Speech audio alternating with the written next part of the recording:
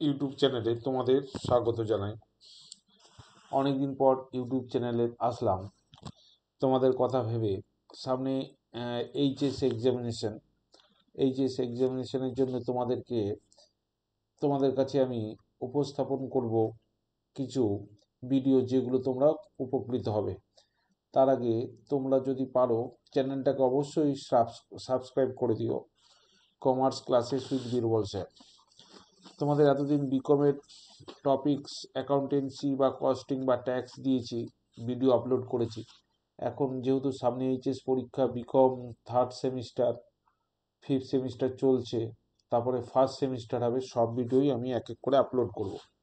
তোমরা অবশ্যই চ্যানেলটাকে একটু সাবস্ক্রাইব করে দিও নতুন নতুন ভিডিও পাওয়ার জন্য, এবং পাশে থাকা বেল আইকনটা অবশ্যই তোমরা ক্লিক করে দিও।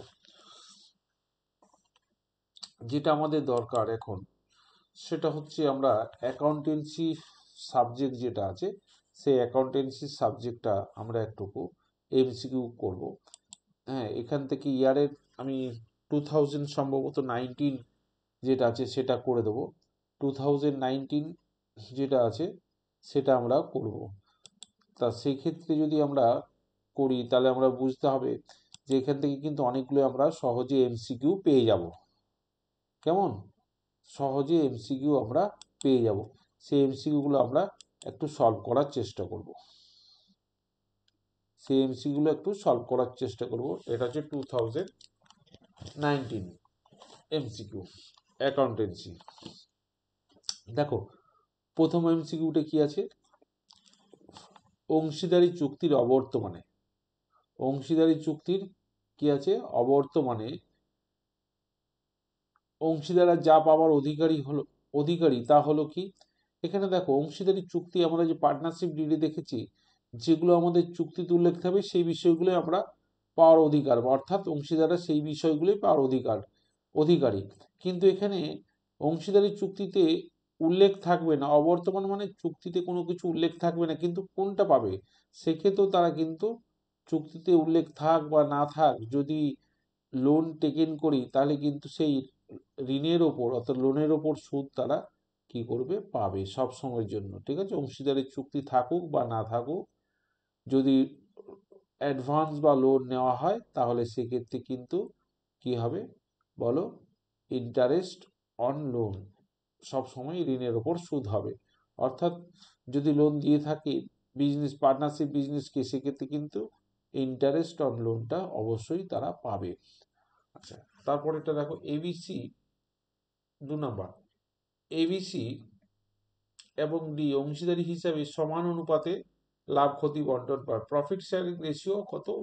4জন পার্টনার আছে, 1:1:1:1, অর্থাৎ প্রত্যেকেই সমান পাবে। অর্থাৎ 4জন আছে, প্রত্যেকে কত? 1/4 করে পাবে।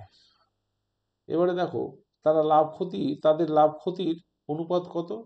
2:2:1:1 অনুপাত পরিবর্তন হয়, অর্থাৎ এটা হচ্ছে নিউ প্রফিট শেয়ারিং রেশিও। এটা কি বলো? এটা হচ্ছে নিউ প্রফিট শেয়ারিং রেশিও।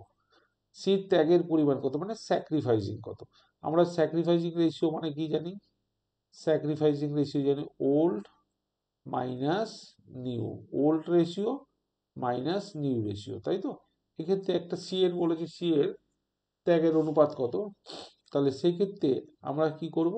আমরা করব, বলো, ওল্ড রেশিও কত ছিল? 1/4, অর্থাৎ 1/4 মাইনাস, বলো, ওল্ড রেশিও কত ছিল? 1/4। আর নিউ রেশিও কত? নিউ রেশিও সি বলা হয়েছে, তাহলে সি হচ্ছে 1/6। ঠিক আছে, 4 আর 6 কে কি করব? আমরা এলসিএম করব। 4 আর 6 কে আমরা এলসিএম করলে কত হচ্ছে? 12 হচ্ছে, তাই তো? তাহলে 12 এখানে আমরা দেখি 12, 4×3=12, 6×2=12, তার মানে কত হচ্ছে? 1/12। 1 বাই কত হচ্ছে? Sacrificing ratio 1/12। ঠিক আছে। আচ্ছা, পুনর্মূল্যায়নের সময় যন্ত্রপাতির মূল্য 10,000 টাকা বৃদ্ধি পায়, অর্থাৎ ফিক্সড অ্যাসেট কত বৃদ্ধি পেয়েছে? 10,000। আমরা রিভলিউশন অ্যাকাউন্টে কি করি? ডেবিট দিকে কি লিখি? ডেবিট দিকে সমস্ত সম্পত্তি হ্রাস পেলে ডিক্রিজ করলে ডেবিট, ইনক্রিজ হলে ক্রেডিট। তাহলে জার্নাল এন্ট্রি কি হবে? যন্ত্রপাতি অ্যাকাউন্ট মানে plant and machinery account debit, to revaluation account, তাহলে জাবেদায় কোনটিকে ডেবিট করব, তাহলে জাবেদা আমরা ডেবিট করব কোনটাকে বলে যন্ত্রপাতির হিসাব। ঠিক আছে। কোনো অংশীদারের পরে নেক্সট এমসিকিউ, কোনো অংশীদার প্রতি মাসের শেষে 500 টাকা করে তুললে উত্তোলনের উপর কত পার্সেন্ট সুদ দিচ্ছে? 6% হারে।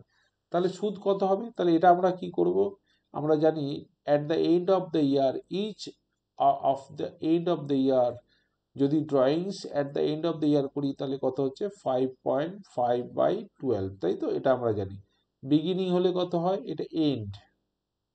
বিগিনিং হলে কত হয়? বিগিনিং হলো 6.5/12। এই মিডিল হলে কি হয়? 6/12। এটা আমরা জানি, তাই তো? তাহলে এক্ষেত্রে দেখো, এক্ষেত্রে আমরা করব ইন্টারেস্ট অন ড্রয়িংসটা কি করব, 500 টাকা পার মান্থ বলেছে 12, যেহেতু এন্ড অফ দ্য মান্থ বলেছে 5.5/12 ইন্টু কত পার্সেন্ট? 6%। 6%। তাহলে দেখো দুটো শূন্য উড়িয়ে দিলাম, 12 কেটে দিলাম, তাহলে এটা করলে কত হচ্ছে দেখো, গুণ করলে কত হচ্ছে দেখো, তাহলে হচ্ছে 165। আমাদের কারেক্ট অ্যান্সার কত হবে? 165। চলো নেক্সট, ইন্ডিয়ান পার্টনারশিপ অ্যাক্ট 1932 এর কত সেকশন 37 এর ধারা অনুযায়ী মৃত অংশীদারদের প্রাপ্য অর্থের ওপর সুদ পাবে কত? 6%। ঠিক আছে, সবসময়ের জন্য 6%। লাভ ক্ষতি বন্টন হিসাবে প্রকৃত কি বলো? এটা হচ্ছে নমিনাল অ্যাকাউন্ট। লাভ ক্ষতি হিসাবটা কি বলো? Nominal account. আচ্ছা, অংশীদারের চলতি হিসাবে যে মানে current account, partners current account, partners current account কি হবে? ডেবিট হতে পারে অথবা ক্রেডিট হতে পারে অথবা জিরো ব্যালেন্স হতে পারে। ঠিক আছে, নেক্সট চলো, নেক্সট এমসিকিউ কি আছে? XYZ 2:3:1 অনুপাতে কি করছে? অংশীদারদের মধ্যে বন্টন করছে। অংশীদারি কারবারে অংশীদার তারা এই অনুপাতে লাভ ক্ষতি বন্টন করবে, তাই তো? তাহলে ওয়াই অবসর গ্রহণ করলো, তাহলে ফার্মের সুনাম নির্ধারিত হলো কত বলো? 90,000। তাহলে এক্স এর কত বলছে? এক্স এর মূলধন হিসাব খাত ডেবিট করা হবে কত? তাহলে কে রিটার্ন করছে? ওয়াই রিটার্ন করছে। ওয়াই যদি রিটার্ন করে তাহলে কি হবে? ওয়াই যদি রিটার্ন করে তাহলে শেয়ার অফ ওয়াই এর গুডউইল কত হবে? ফার্মের গুডউইল হচ্ছে কত? 90,000। তাহলে ওয়াই এর, তাহলে আমরা দেখো এখানে ওয়াই কে রিটার্ন করছে? ওয়াই। আর ফার্মের টোটাল কত আছে? গুডউইল 90,000। তাহলে প্রথম আমাদের কাজ হচ্ছে ফার্মের গুডউইল থেকে যে অবসর নিল রিটার্নিং পার্টনার শেয়ার অফ গুডউইলটা বের করবো। তাহলে 90,000 ইন্টু XYZ 3/6 কত হচ্ছে? যে রিটার্ন করছে তার গুডউইল কত হবে? তার প্রাপ্য গুডউইল হবে 45,000। এই 45,000কে যে আমাদের কন্টিনিউ পার্টনার্স আছে এক্স অ্যান্ড জেড, এরা কি করবে? এরা তাদের বলো গেইনিং রেশিওতে বন্টন পাবে, তাই তো? তাহলে আমাদের এক্স এর মূলধন হিসাব খাতে আমরা গুডউইল তো কোথায় করি? গুডউইল আমরা সাধারণত করি পার্টনার্স ক্যাপিটাল অ্যাকাউন্টে, তাই তো? তাহলে গুডউইল অ্যাকাউন্ট যখন পার্টনার্স ক্যাপিটাল অ্যাকাউন্টে করি, তার জন্যই বলে যে পার্টনার্স ক্যাপিটাল অ্যাকাউন্ট, দেখো এক্স এর ক্যাপিটাল অ্যাকাউন্টে কি হবে? মানে ডেবিট হবে কত টাকা? তাহলে আমরা দেখি যে রিটার্ন করলো, কে রিটার্ন করলো? ওয়াই রিটার্ন করলো, তাই তো? তাহলে ওয়াই কেটে গেলো, পড়ে হলো কত? 2:1। এ অনুপাতে কি হবে? তাহলে এক্স এর কত হলো? গুডউইলটা কত পাবে? 45,000, 45,000 ইন্টু বলো 2/3, তাহলে কত হচ্ছে? 3×15=45, 30,000 কি হবে? Share of goodwill car? X এর কে ডেবিট করব। কন্টিনিউ আমরা জানি continue partners capital account debit two returning partners capital account in the cases of goodwill. তার জন্য আমরা কি করলাম? গুডউইলটাকে ডেবিট করব কত? 30,000। আচ্ছা, পঞ্জীবিত লাভ মানে অ্যাকুমুলেটেড প্রফিট রিজার্ভ কোন নতুন অংশীদারের ব্যবসায় যোগদানের সময় বন্টন করা হবে কত? In the cases of admission of admission of new পার্টনারের ক্ষেত্রে তাহলে কি হবে? পঞ্জীভূত অ্যাকুমুলেটেড লাভ সঞ্চয় কোনো নতুন অংশীদারদের ব্যবসায় যোগদানের সময় বন্টন করায় কোন অনুপাতে, তারা পুরনো অংশীদাররা পাবে পুরাতন অনুপাতে। কে পাবে? পুরনো অংশীদারদের মধ্যে পাবে, পুরনো অংশীদাররা পাবে। কেন পাবে? দেখো, লাভ বা সঞ্চয়, রিজার্ভ বা প্রফিট বা অ্যাকুমুলেটেড প্রফিট যাই হোক না কেন, পুরাতন পার্টনারই তো করেছিল। সেক্ষেত্রে নতুন পার্টনারের সে যদি বলে আমি, তোমরা আগে যা পঞ্জীভূত লাভ বা প্রফিট বা সঞ্চয় করেছো, সেগুলো নতুন পার্টনার কি কখনো দাবি করতে পারে? তার জন্য নতুন পার্টনার হবে না। সকল অংশীদারদের মধ্যে হচ্ছে না। সকল অংশীদার হতো কখন, কি ক্ষেত্রে বলো? সকল অংশীদার হতো in the cases of retirement. In the cases of রিটায়ারমেন্টের ক্ষেত্রে সকল অংশীদার হতো। তাহলে এই ক্ষেত্রে নিউ পার্টনার্সের ক্ষেত্রে কি হবে? নিউ অ্যাডমিশন অফ পার্টনারের ক্ষেত্রে পুরনো অংশীদারদের মধ্যে বন্টন হবে। ঠিক আছে, নেক্সট চলো। যে অনুপাতে মূল্যায়নের মুনাফা বা ক্ষতি বর্তমান অংশীদারদের মধ্যে বন্টন করা, তা কি হলো? যে অনুপাতে পুনর্মূল্যায়ন মানে রিভলিউশন প্রফিট বা ক্ষতি কোন অনুপাতে দেওয়া হবে? হ্যাঁ, কোন অনুপাতে বর্তমান অংশীদারদের মধ্যে বন্টন করা হবে বলো? যে অনুপাতে পুনর্মূল্যায়নের মুনাফা বা ক্ষতি সবসময় কোন অংশীদারদের মধ্যে, বর্তমান অংশীদারদের মধ্যে কিভাবে বন্টন হবে বলো? পুরানো বন্টনের অনুপাত, পুরানো প্রফিট, ওল্ড প্রফিট শেয়ারিং রেশিওতে রিভলিউশন প্রফিটটা ডিস্ট্রিবিউশন হবে। শেয়ার আবেদন হিসাব হলো কি হিসাব? শেয়ার আবেদন হিসাব তোমরা বলবে অ্যাপ্লিকেশন নামিক হিসাব। কোম্পানি আইন অনুযায়ী অগ্রিম প্রাপ্ত তলবি অর্থের পরিমাণ সুদের হার কত হবে? কলস ইন অ্যাডভান্স। কি বললাম? কলস ইন অ্যাডভান্স। এটা বলবে কলস ইন অ্যাডভান্স। অগ্রিম প্রাপ্ত মানে কলস ইন অ্যাডভান্স। এটা ক্ষেত্রে কত? 12%। দেখো, কোম্পানি অ্যাক্ট 2013 টেবিল এফ অনুযায়ী 12% কিন্তু তারা পাবে। আর যদি এখানে কোম্পানি অ্যাক্ট 2013 উল্লেখ না থাকতো, তাহলে সেটা 6%ও করা যেত যদি এই কোম্পানি অ্যাক্টটা না হতো। কোম্পানি অ্যাক্ট 2013 কোম্পানি অ্যাক্টের আগে কিন্তু অগ্রিম তলবের উপর অর্থ বার্ষিক সুদ কত দেওয়া হতো? 6%, কিন্তু এখন 12% হয়েছে আফটার দ্যাট কোম্পানি অ্যাক্ট 2013। ঠিক আছে, কোম্পানি আইন 2013 অনুযায়ী নিচের কোনটি দেখো ব্যবসায়িক প্রদেয় অংশ হিসেবে বিবেচিত হয়? কোনটা বলো? এক্ষেত্রে করের ওপর ভবিষ্যৎ ব্যবস্থা। করের ওপর কি বলো? ভবিষ্যৎ ব্যবস্থা। তারপরে কি হচ্ছে? বাজেয়াপ্ত শেয়ারের অতিরিক্ত ক্রেডিট স্থানান্তর কোথায় করা হয়? শেয়ার ফরফিচার কোথায় ট্রান্সফার করা হয়? শেয়ার ফরফিচার ট্রান্সফার করা হয় ক্যাপিটাল রিজার্ভ। ক্যাপিটাল রিজার্ভ মানে মূলধন সঞ্চিত হিসাবে। শেয়ারের প্রতিটি 10 টাকা মূল্যের এতটি শেয়ার বিলি করা হয়েছে। কত বিলি করা হয়েছে? 2000 শেয়ার বিলি করা হয়েছে। শেয়ার প্রতি 3 টাকা তলবি মূল্য দিতে না পারার জন্য বাজেয়াপ্ত করা হলো। 10 টাকা দাম, 3 টাকা দিতে পারেনি, তাহলে 7 টাকা আমাদের কি হলো? আপাতত ফরফিচার হলো, তাই তো? ফরফিচার অ্যামাউন্ট হচ্ছে, কিন্তু বাজেয়াপ্ত শেয়ারগুলি কত টাকা বিলি করেছে? 8 টাকা প্রতি শেয়ার হিসাবে পুনর্বিলি করলো। তাহলে মোট কত টাকা বাট্টা হিসাবে দেওয়া হলো? দেখো, এক্ষেত্রে আমাদের কত হবে? বাট্টা হিসেবে কত দেওয়া হলো? কত টাকা বিক্রি করেছে বলো? 8 টাকায় বিক্রি করেছে। তাহলে পুনর্বিলি করা হলো, তাহলে মোট কত টাকা বাট্টা, ডিসকাউন্ট কত টাকা দেওয়া হলো? তাহলে এক্ষেত্রে আমাদের ফেস ভ্যালু ছিল 10 টাকা, 8 টাকায় আমরা ইস্যু করছি, তাহলে কত হলো? লস, ডিসকাউন্ট কত হলো? 2 টাকা। 2 ইন্টু 2000, এক্ষেত্রে 2000 শেয়ার, তাহলে হচ্ছে 4000 টাকা। ঠিক আছে, অনুমোদিত মূলধনের যে অংশ জনসাধারণের কাছে বিক্রয়ের জন্য বিলি করা হয় তাকে কি বলবে? বিলিযোগ্য মূলধন। ঠিক আছে, জনসাধারণের কাছে বিক্রয়ের জন্য কি হচ্ছে? Issued capital. Issued capital. X Y limited share প্রতি এত টাকা মূল্যের ইকুইটি শেয়ার অধিহারে বিলি করলো। আবেদন 2 টাকা, আবন্টন কত? 5 টাকা প্রিমিয়াম সহ। আর তলবিতে মানে কল, ফাইনাল কল 5 টাকা। শেয়ার প্রতি অধিহার মূল্য কত হবে? তাহলে দেখো 10 টাকা দাম, মোট টাকা 10 টাকা। এক্ষেত্রে আমরা ইনস্টলমেন্টগুলোকে যদি যোগ করে দেখি, 2 টাকা, 5 টাকা, 7 টাকা, 7 টাকা আর 5 টাকা 12 টাকা। তাহলে আমার ইনস্টলমেন্টগুলো কত হচ্ছে? টোটাল 12 টাকা। কিন্তু ফেস ভ্যালু কত আছে 10 টাকা, তাহলে প্রিমিয়াম কত হলো 2 টাকা। প্রিমিয়াম প্রিমিয়াম হচ্ছে কত 2 টাকা। ডিবেঞ্চার হোল্ডার হলেন বলো কোম্পানির দেনাদার। কোম্পানির কি বলবে,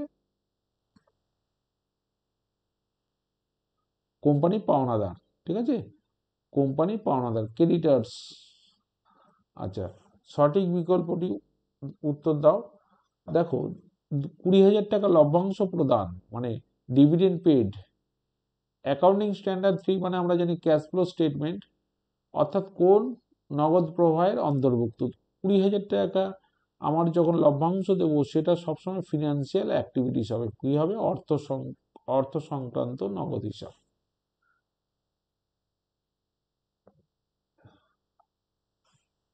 চলতি মূলধন কত 5:3। কার্যকরী মূলধন এত টাকা, চলতি দায়ের পরিমাণ কত, খুব সিম্পল।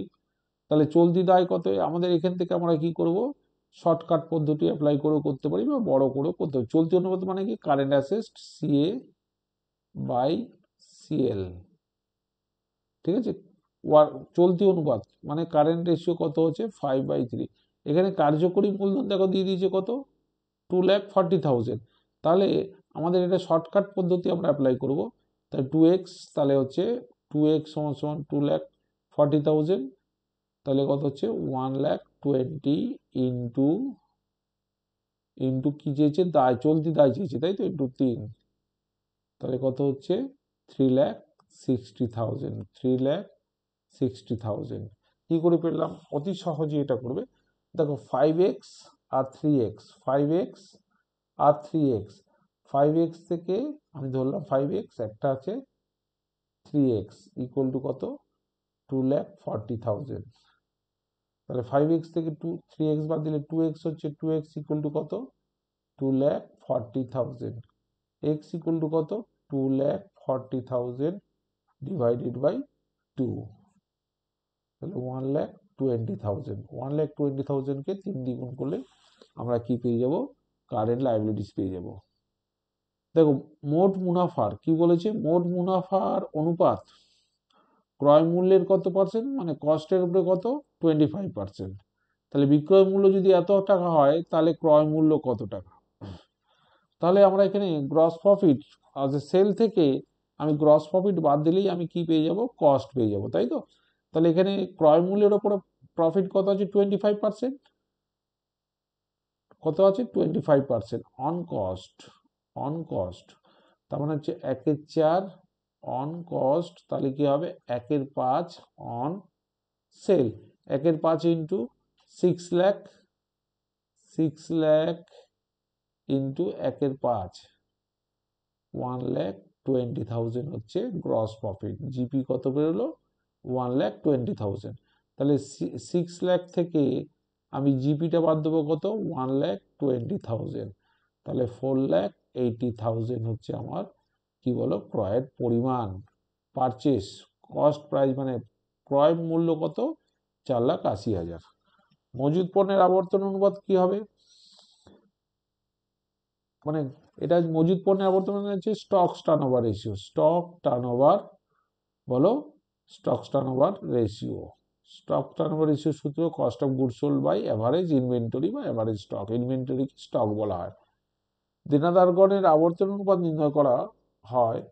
দেখো ধারে বিক্রয়ের পরিমাণ কত 9 লাখ টাকা, দেনাদারের পরিমাণ কত আছে, মানে ডেটার্স কত আছে বলো 90,000, বিলস রিসিভেবল 60,000।